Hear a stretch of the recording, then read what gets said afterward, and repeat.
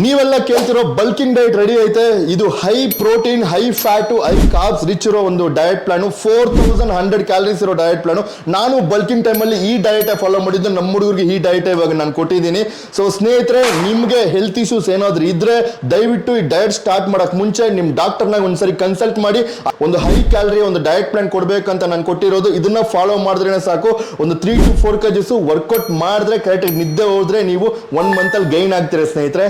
So bulking breakfast ಈ ತರ ಇರುತ್ತೆ ಸ್ನೇಹಿತರೆ. ಸೊ ಬೆಳಗ್ಗೆ 8:30 9 ಗಂಟೆಗೆ ಬ್ರೇಕ್ಫಾಸ್ಟ್ ನೀವು ಫಿನಿಶ್ ಮಾಡಬೇಕು. So 3 egg whites plus 2 whole eggs. So ನೀವು ಸ್ಕ್ರಾಂಬಲ್ಡ್ ಆಗಿ ತಗೊಬಹುದು, ಆಮ್ಲೆಟ್ ಆಗಿ ತಗೊಬಹುದು, ಹಾಫ್ ಬಾಯ್ಲ್ಡ್ ಆಗಿ ತಗೊಬಹುದು. ಹಸಿ ಮೊಟ್ಟೆ ಹೊಡೆದಿ ಕುಡಿಬಾರ್ದು. ಅದ್ರ ಬಿಟ್ಟು ಈ 3 types ಅಲ್ಲಿ ಯಾವ್ದು ಬೇಕಂದ್ರೆ ತಗೊಳ್ಳಿ.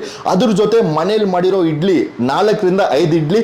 ಇಡ್ಲಿ ಇಲ್ಲ ಅಂದ್ರೆ 2 ರಿಂದ 3 ದೋಸೆ. ಇಡ್ಲಿ ಇಲ್ಲ ಅಂದ್ರೆ ದೋಸೆ, ಅರ್ಥ ಮಾಡ್ಕೊಳ್ಳಿ.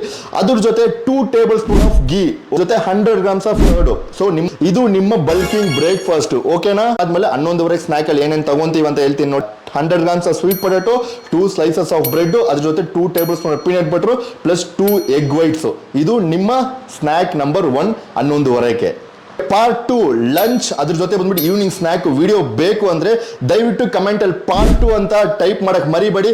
ಮತ್ತೆ ಎಷ್ಟು ಜನಕ್ಕಾಗುತ್ತೋ ಅಷ್ಟು ಜನಕ್ಕೆ ಶೇರ್ ಮಾಡಿ ಈ ವಿಡಿಯೋನ.